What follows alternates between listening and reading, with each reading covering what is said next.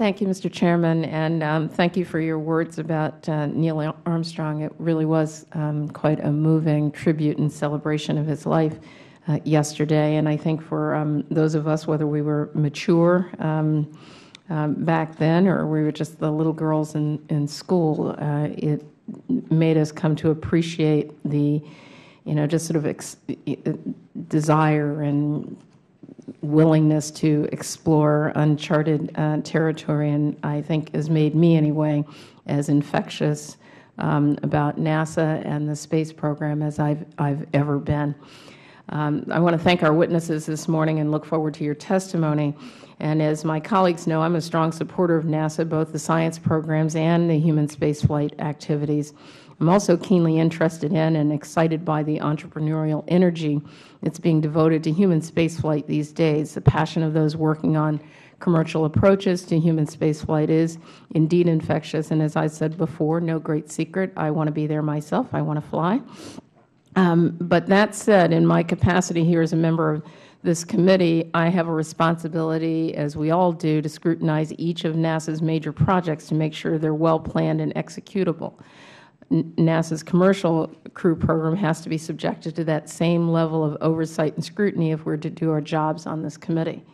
In that regard, I am concerned that NASA may not be holding that program, the commercial program, to the same standard as other major acquisitions. And I think we should make no mistake, this is a major acquisition for NASA. When the taxpayer is footing the bill, paying on average 9 out of every $10 that's being spent to develop these commercial crew vehicles, we're not talking about a straightforward purchase of commercial services from a GSA list. These services don't even exist yet. I'm puzzled and a little bit frustrated that NASA appears to be unable or unwilling to acknowledge the warning signs that this major program is not on a firm path to success at present, and look forward to hearing from our witnesses about that. In that regard, the written testimony of the Chair of the Aerospace Advisory Panel, ASAP, Admiral Dyer, is illuminating. While his prose is cautious and understated, it's hard not to read the concern couched in such statements as, and I quote, "Lacking an independent cost estimate, we are uncertain as to affordability."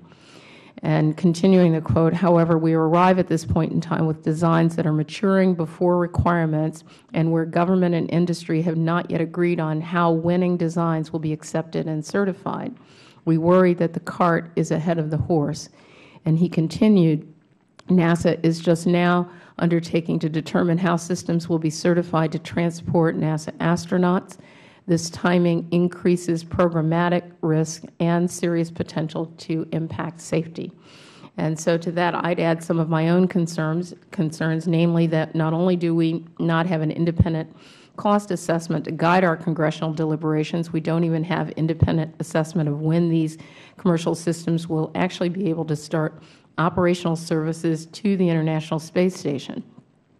NASA is saying in the 2017 timeframe, and in Mr. Gerstenmaier's testimony, and even 2018 in one of its notional planning charts, and I would note that both these dates are within just a few years of the currently scheduled end of space station operations, and years later than originally promised.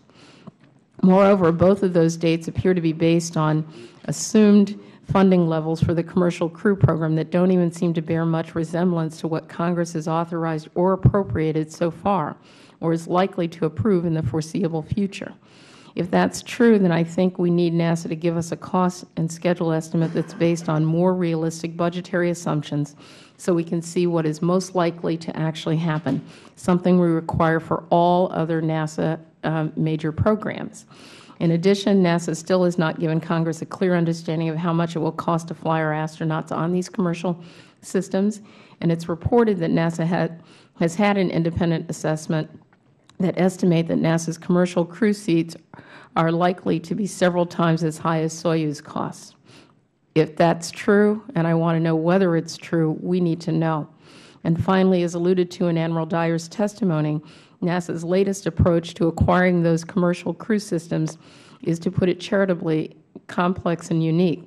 Trying to run Space Act agreements in parallel to FAR FAR-based contracts may be a workaround, and as the ASAP testimony phrases it, But that begs the question of why NASA didn't just stick to its original plan for FAR-based contracting.